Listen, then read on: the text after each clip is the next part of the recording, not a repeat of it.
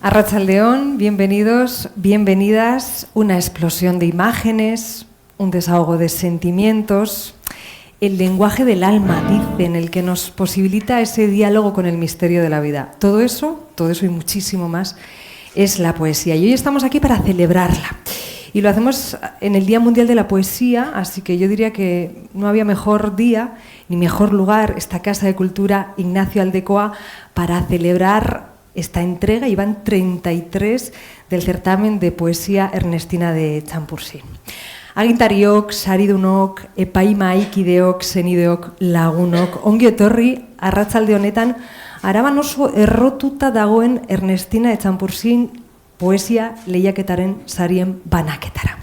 Este va a ser un acto sencillo y un poquito más breve que de costumbre, y es que este año solo entregamos los galardones de poesía, porque es sabido, nuestro premio Aldecoa en cuento de castellano y la beca Ignacio Aldecoa de creación literaria en euskera han quedado desiertos. Esto ha pasado en pocas ocasiones y nunca simultáneamente. Es una pena enorme, eso sí, nos impulsa a reforzar más estos premios y a querer darles todavía un mayor impulso. Así que hoy nos centramos en la poesía y en las muchas posibilidades que nos da este concurso. Bai, lehiaketa honek poesiak zabaltzen dizkigun bide berrietara hurbiltzen gaitu. Nos ayuda a descubrir nuevas voces, nuevos versos e imágenes, nuevas historias y mundos contados y creados a partir de la hoja en blanco. Esa hoja en blanco a la que se enfrentaron nuestros galardonados es la misma hoja en blanco que miró y atravesó en su día la propia Ernestina. Hoja blanca de hoy, de siempre y de mañana, frutal de cada día, semilla fecundada por un rayo de luz o por una gota de agua. La vida fluye abajo arrastrándose vana. Encima de mi frente los divinos fantasmas del sueño verdadero, del éxtasis del alma. Cicatrices de oro que mi pluma va abriendo sobre la hoja blanca. Hoja blanca de hoy, de siempre y de mañana. Así la describía la propia Ernestina de Txampursin en su poema Cromos Vivos 8. Esa hoja que han navegado, que habéis navegado tantos y tantas poetas. Ese espacio en blanco abierto por esas cicatrices de oro de Ernestina y de los creadores que hoy nos acompañan y reconocemos. Reconocidos y premiados además por parte de un jurado de lujo, imprescindibles, como son Kepa Murua, Rosa Lentini y Ángel Erro. Y si les parece, vamos ya con los premiados. Sariak ezagutuko ditugu. Euskarako saria ematera goaz, lehenengo eta behin. Saria Matxalingo alaba lanarentzat da eta Mairu Goitizenarekin aurkeztu zuen sortzaileak. Ángel Erro epaimahaikideari holtzara igotzeko eskatuko diot, epaimahaiak zergatik aukeratu duen esan diezagun. Txalo bero bat berarentzat, mesedez.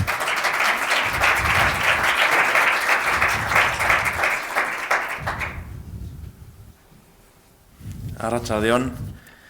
Matxalingo alaba proposamenaren soiltasun formala iragartzen duen olerki marko batekin irigitzen da. Nun, aldarrikatzen baitu irakurlearen paper birsortzailea. Ez da poetak eskaintzen duen adeitasunezko keinu bakarra. Poema bilduma honetan ekiten dio iraganean kokatutako gerra zehatz baten, baina azken finean gerra guztien, ondorioen barnako bilaketari. Oroitzapen propioan baino, gizarte oso baten oroitzapen kolektiboan oinarrituta. Horrek ez du kentzen, niaren adierazpen lirikoa maiz agertzea. Osokoa zorroztasunez, trebetasunez eta fintasunez borobilduz. Bueno, Mikel Etzaburu osa ondarrutarra da, Euskal Filologian doktorea, Mondragon Unibertsitateko irakaslea da, Matxalingo alabaz gain beste 4 poema liburu ditu argitaratuta, horietako batekin gainera, Blas de Otero Bilbo Uruia nazioarteko poesia saria irabazi zuen. Sorionak, Mikel Tzalobero bat horrentzat.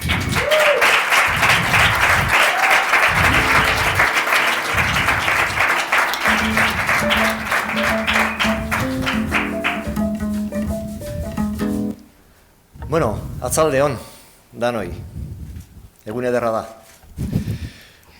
Ezer baino lehen eskerrik asko antolatzaileoi, eta zelan ez, Angel eta konpainia eskerrik asko bai, epaimaikide lanetan egon zareten zuei danori. Egia esan niretzako ohorea da. Ohorea da, Ernestida Etxanpurzien bezalako sariketa batean, saritua izatea. Gauzat ezberdinengatik da ohorea. Baina baineko nukena da bere figura, bizkat ekarri lehenengo plano honetara, ez da?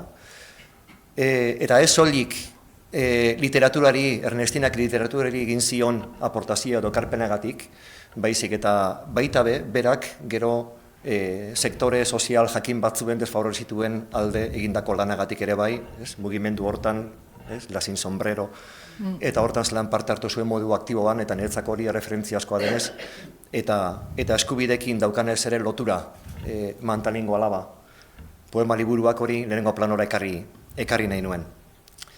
Egia esan, plazerra da gaur ikusi du lehenengo aldiz liburua, eta hor ikustea, gauza berezia da, da, kasi, neuk egindakoa, neu sortutakoa, sortzen duzunean ez dakizuna oso ondo nora iritsiko den, iritsiko ote den ere ez dakizu, eta ara non hor dago.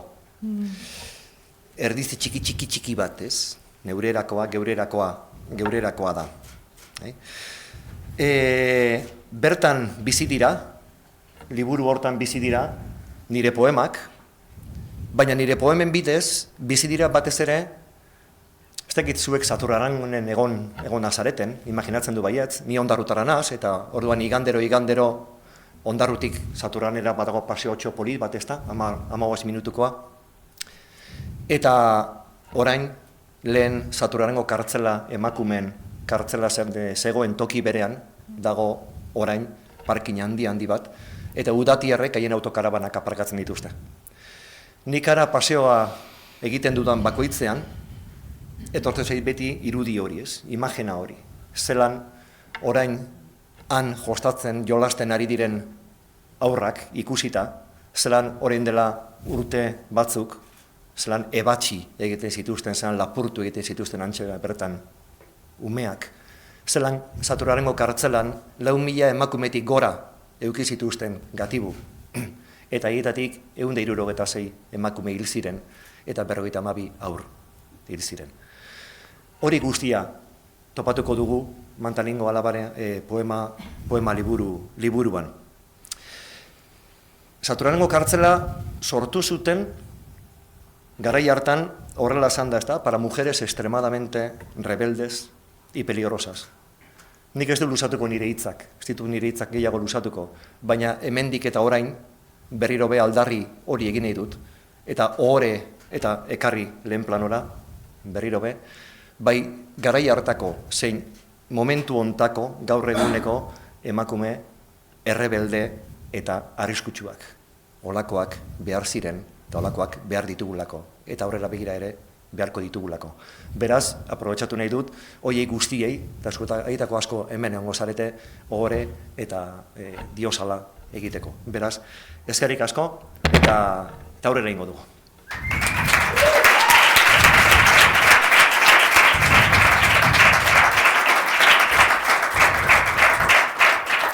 Mila esker, Mikel, unkitu nauzu. Bueno, berandozeago, ere berri ikusiko zaitugu hemen, sorpresatu bat bai daukazu, prestatuta ez, guretzat. Bueno, luego vamos a conocer esa sorpresa que nos tiene preparada Mikel, pero antes, si les parece, vamos a presentar la obra ganadora del premio Ernestina Etxanpurzien en castellano, de esta número 33 edición. Es para Paisajes con Garza al fondo y se presentó bajo el seudónimo de Irma Bayat. Lamentablemente, por problemas de agenda, ni Rosa Lentini ni Kepa Murua nos pueden acompañar hoy, así que será quien ha actuado como secretario del jurado quien nos lea unas palabras en su nombre. Enrique Uriarte, por favor, mesedes. Txalo bero bat berarentzat de bai.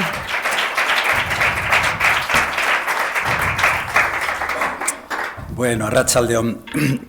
El jurado decide proponer por unanimidad otorgar el premio en la modalidad de castellano, como nos ha dicho Nayara, a la candidatura presentada bajo el seudónimo Irma Bayat, por la obra Paisajes con Garza al fondo.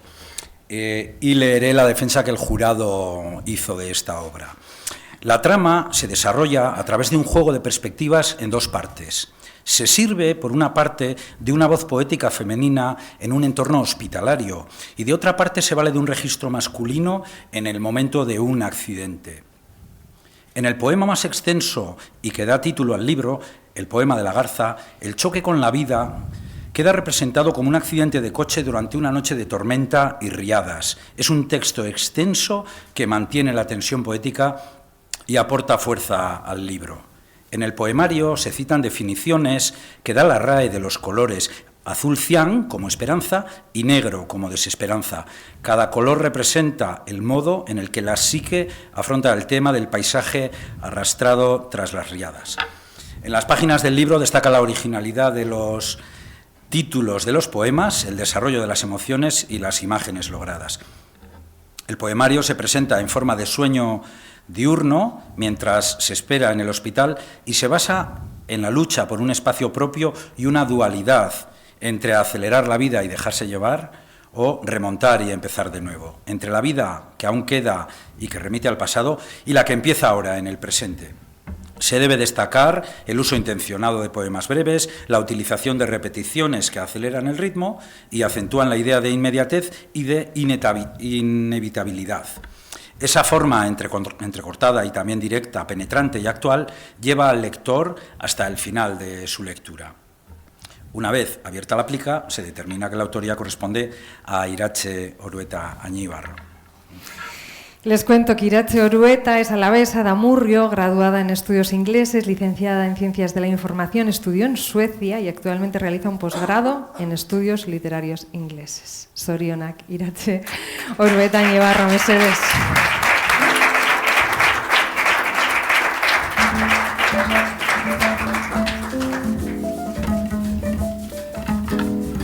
Buenas tardes. Quisiera aprovechar esta ocasión para agradecer el trabajo realizado por la Diputación de Álava y la Biblioteca Ignacio Aldecoa en todo lo relacionado con este certamen de poesía. Y también me gustaría agradecer la labor de los miembros del jurado a los que debo estar aquí hoy. Gracias también a John y a África por estar siempre cerca, así como al resto de familias y amigos.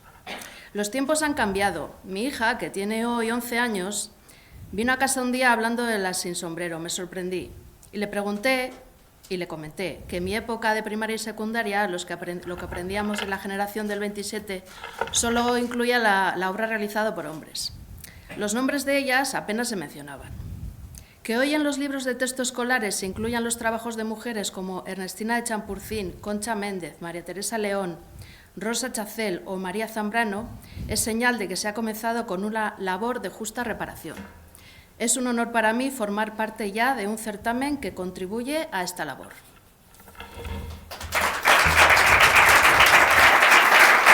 Bueno, Iratxe también tiene una sorpresa preparada en la que le va a acompañar Ángel Erro, miembro del jurado, que invito a que suba a este escenario. Ángel Mesedes, y os dejo todo el escenario para vosotros.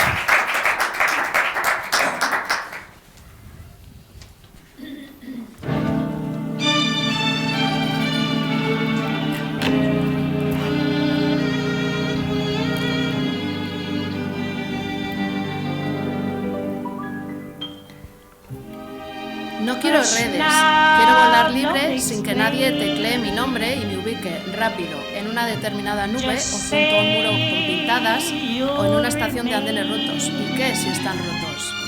Hoy en el cielo o en la tierra se vive mejor transparente, con el incógnito de las libélulas cuando van neutras, incolores, volando sin ser señaladas. Y no las ves porque van sin redes, así nadie las atrapa.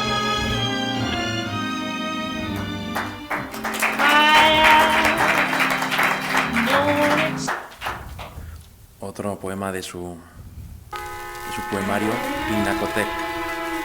Mis pasos siguen un ritmo que oigo yo sola, porque aquí no hay nadie. Y hoy es un día para mi recuerdo, que atesoraré. Es la explanada de los grandes museos que removieron la conciencia y emprendieron una tarea de titanes, la de asumir en la turbulencia de la ciudad perdida sus años más trágicos, aquellos de los incruentos tiros al amanecer que todos oyeron, que a muchos atenazaron los nervios de tanto aguantar. Aguantar o morir. No sé si lo lograron, parece decir el cielo encapotado de la ciudad que por dentro llora, mientras mis pasos se alejan de un espacio que todavía busca algo.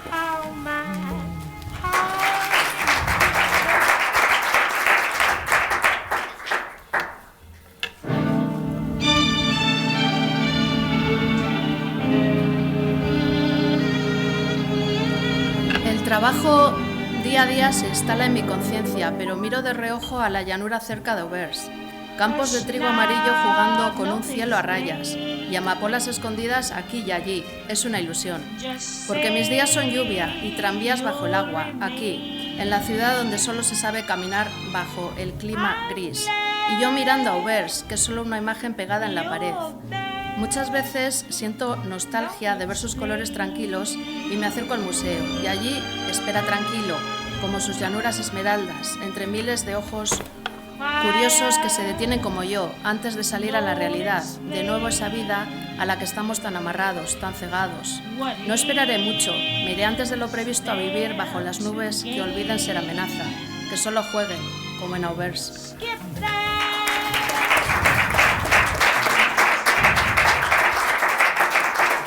Mi esker, iratze eta Angel eskaini dizkiguzun poemen, irakurketa honagatik. Orain, diploma eta liburu banaketarako gure agintariai deituko diogu, kasu honetan. Lo dicho, vamos ahora a entregar los diplomas y las obras publicadas en forma de libro a las dos personas ganadoras. Hay que decir que este premio está dotado con 2.000 euros en metálico y con la publicación de la obra premiada, las obras que podéis ver aquí mismo. Somos conscientes de que a quienes escriben les hace ilusión ver publicada su creación en forma de libro, así que a partir de hoy podrán y podremos disfrutar de ellos. Queremos destacar que el libro de Iratxe Orueta ha sido editado por la propia Diputación Foral de Álava y el libro de Mikel Etxaburu, que lo tenéis ahí, ha salido al mercado de la mano de Pamiela Argitaletxea, además en una edición muy cuidada, con mucho mimo, por la que queremos agradecer a los editores que hoy nos acompañan. Eskerrik asko zuen lana eta zuen laguntzagatik. Invitamos ya a la diputada foral de Cultura, Ana del Val, mesedes, a subir a este escenario, Txalo Berradorentzat, para hacer entrega de los premios. Lehenengo eta behin Mikel Etxabururi, eskatuko diot holtzara igotzeko, mesedes, Txalo Berradorentzat, bebai.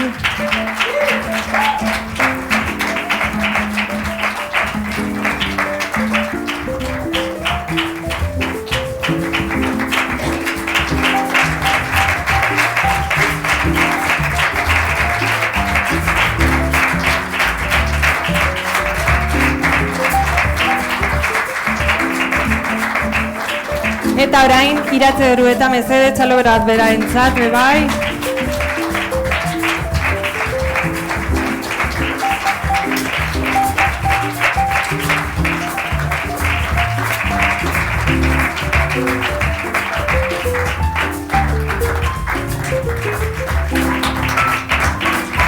Jarri zaitezte, hirurok, foto de familia.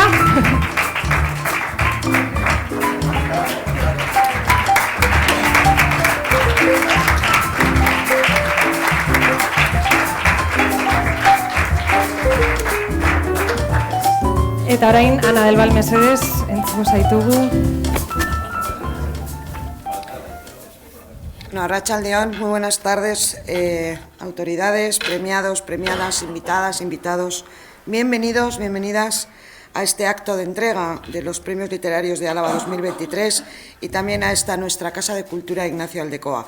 Un escenario ideal para celebrar esta ceremonia en el que hace exactamente una semana también comenzaba el primer Festival Internacional de Cuento Literario que se ha celebrado con mucho éxito con más de 400 participantes y que es un evento cultural que ha venido para quedarse. Un festival que no hubiera surgido de no ser por la existencia de los premios literarios o por la existencia del propio Aldecoa, al que tratamos de homenajear en cada ocasión que podemos, y buena prueba de ello es que esta casa lleva su nombre. Aprovecho para recordar que ya están convocados los Aldecoa de este año, la beca de euskera y el concurso castellano con fechas 8 de abril y 8 de mayo, respectivamente, para que no nos ocurra que se quede desierto como ha sido este año pasado. Y hoy entregamos los 2 premios Chambursín, y no es una casualidad que hayamos decidido que sea el día de hoy. Hoy es el Día Internacional de la Poesía. Todas y todos sabemos que nuestro territorio sabe mucho de poesía. Lo sabe en el presente con un ciclo de poesía en esta misma casa o en un festival internacional en Álava que ya va por 12 ediciones. Y lo sabemos porque, como en el caso del cuento, tenemos también un pasado esplendoroso en la figura de Ernestina. Una figura que hay que poner en valor como poeta, también como mujer adelantada a su tiempo y que sufrió represión por la defensa, entre otras cosas, del mundo de la cultura. Son tiempos, otra vez, ¿quién nos lo iba a decir?, en el que los extremistas arremeten contra los que nos hace libres. Y por eso la cultura es siempre una de las primeras víctimas, pero también que saberlo, no van a poder, no les vamos a permitir que puedan con nosotros. Este premio, el trabajo de todos, lo que lo hacen posible, es también el homenaje a la libertad que nos ofrece la cultura. Como veis, había un buen contexto previo que ofreceros antes de llegar a lo más importante del día de hoy, los premiados y las premiadas. Mi enhorabuena a Irache y a Miquel, mi agradecimiento también a vuestra participación, que he extendido a todos los participantes de esta 33 edición, que se dice pronto. También el agradecimiento personal y profesional a la Casa de Cultura, al jurado, a Kepa, a Ángel, a Rosa. Sabemos que es un trabajo muy difícil y lo hacéis siempre muy, muy acertadamente. Y que es una entrega de premios, no es solo un homenaje en la forma de trofeo a quienes lo ganen, es también la oportunidad del reconocimiento a todos los que han hecho posible que también el personal de esta casa. Solo me queda pediros a todos, a todas, que volváis a participar en los Chambursín. Preveemos convocarlos a principios de este mes de abril. Es una tentativa para que vayáis pensando. Así que preparar las musas, seguir escribiendo. Nos vemos el año que viene. Muchísimas gracias.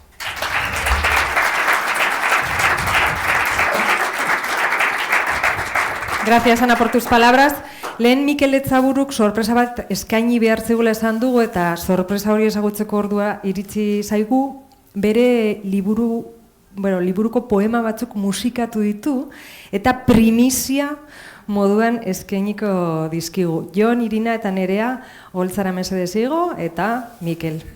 Txalo, bero bat beraientzat.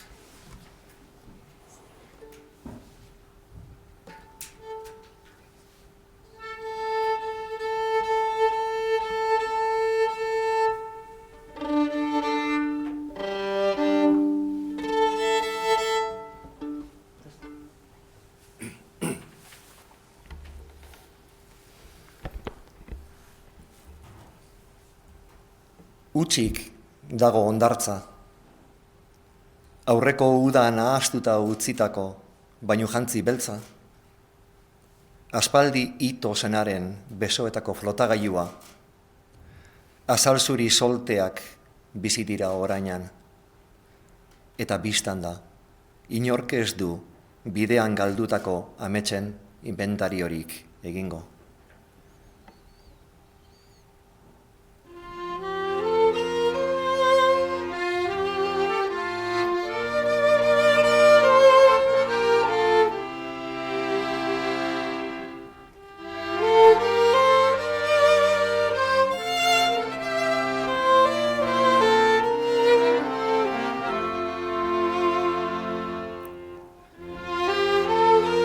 bi lauza eta erdiko neurria zuen errepublikak.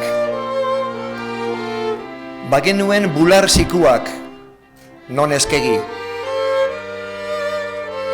Zuri fereka bat egiteko lain territorio.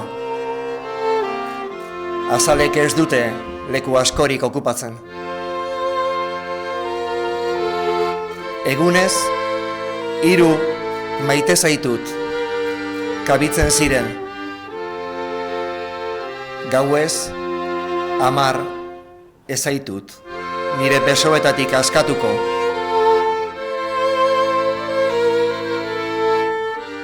Bi lauza eta erdiko neurria zuen gure errepublikak, eta bagenuen hiltzeko lain leku, lurrazpia, baino epelagoa.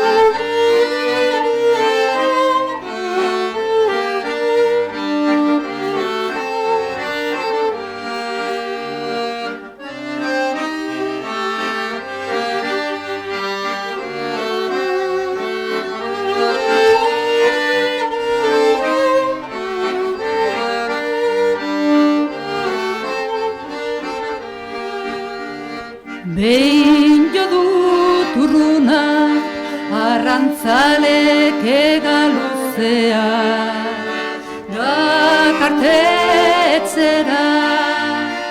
Behin jo dut urruna, bi aldiz jo dut urruna, arrantzalek berdela, dakarte portura.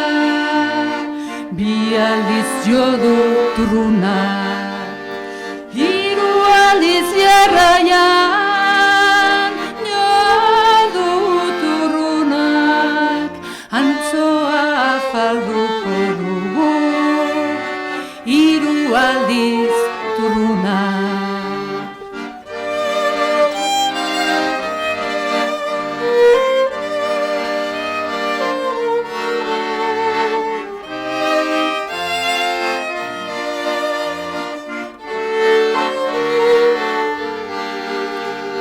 Lau aldiz jo dut urrunak, arrantzalen ondakina, iritsi dira kostaldera.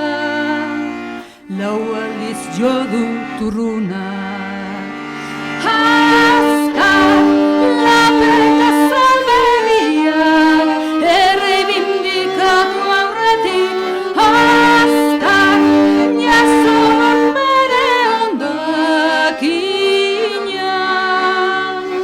Azkar lapeta salberiak, erreibindikatu aurretik, azkar jasor bere ondakina. Behin jo dut urrunak.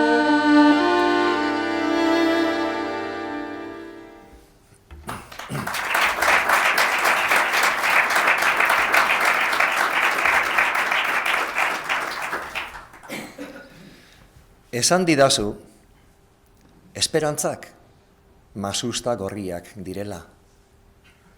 Libra bat edo libra eta erdi, sasien sudurgorri eta zidorren apaingarri. Esan didazu, arantzek eragindako zauriez soilik bildu daitezkela esperantzak eta masusta gorriak.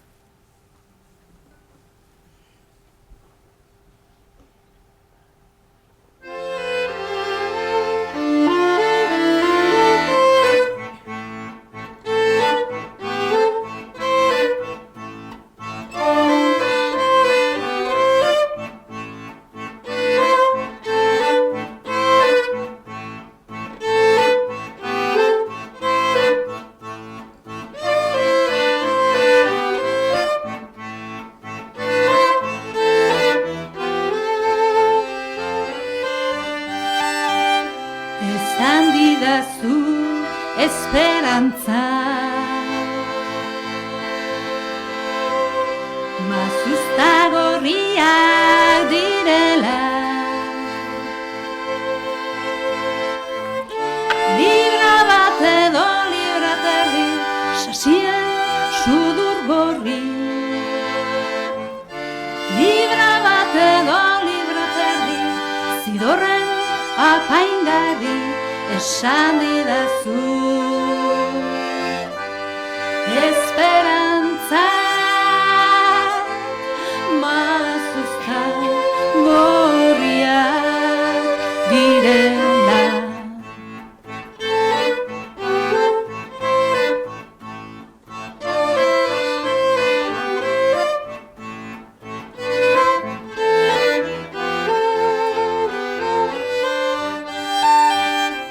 Esan didazu arantzek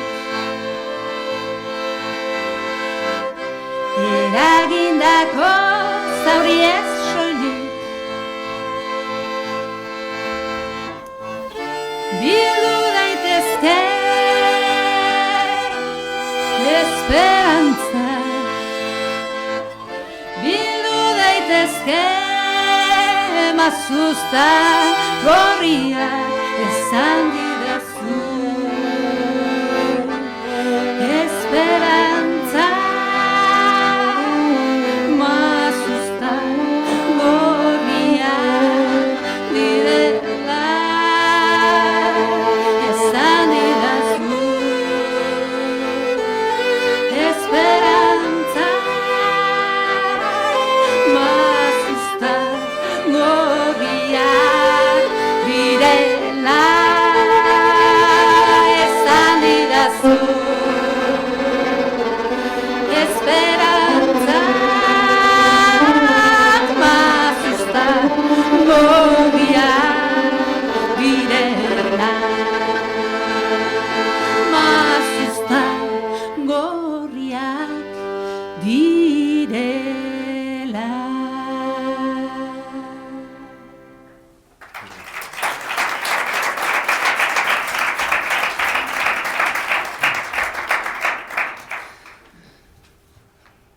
Oroitzen zaitudanean,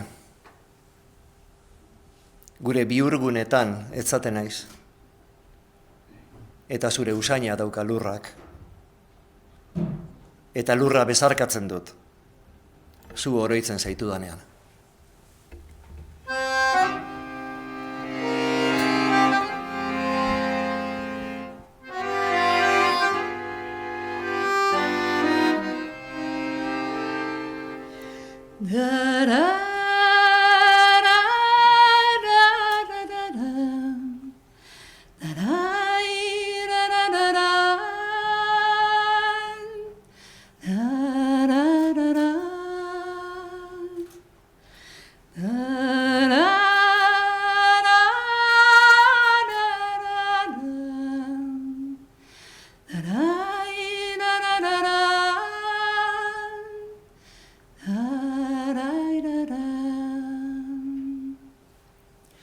Oroitzen zaitudanean, gure bihurgunetan etzaten naiz, eta zure usaina dauka lurrak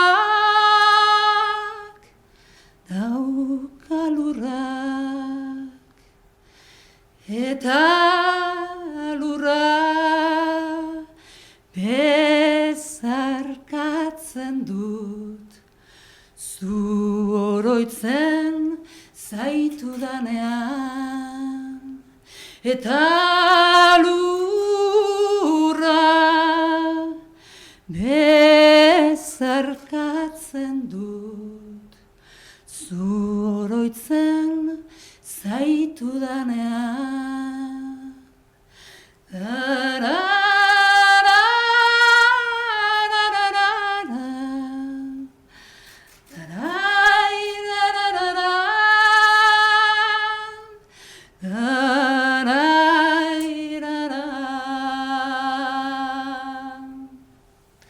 Eskerrik asko.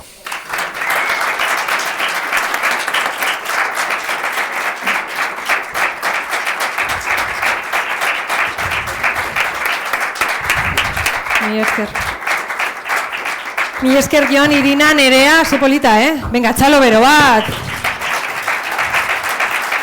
Eta Mikel.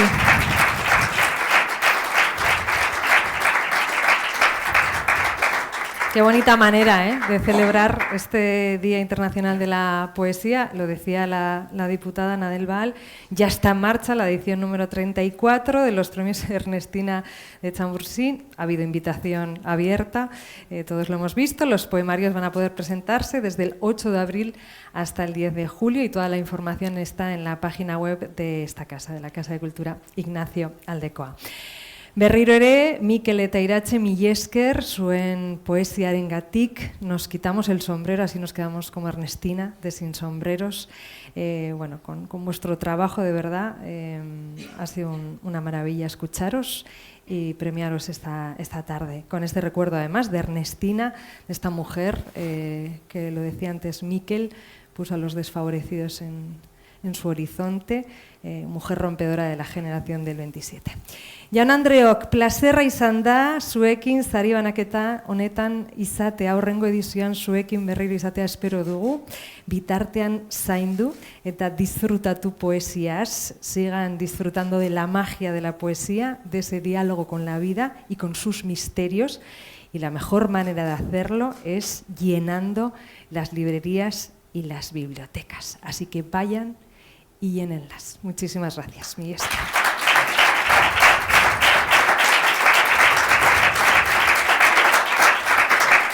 Y por favor ahora, miembros del jurado, premiados, subid, músicos, que vamos a hacer foto de familia. Mercedes.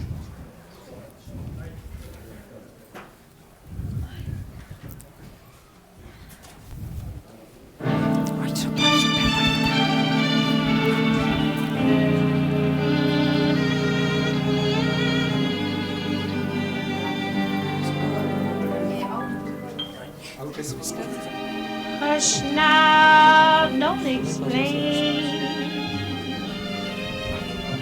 Just say you'll remain. I'm glad you're back. Don't explain.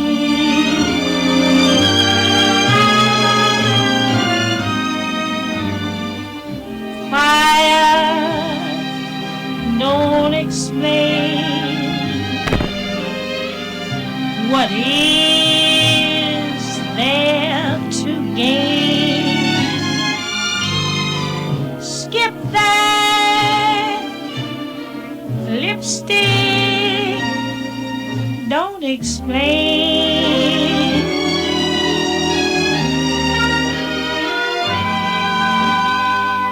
You know that I love you, and what love endures. All my thoughts of you, for I'm so completely yours. Cried to hear folks chatter, and I know right or wrong.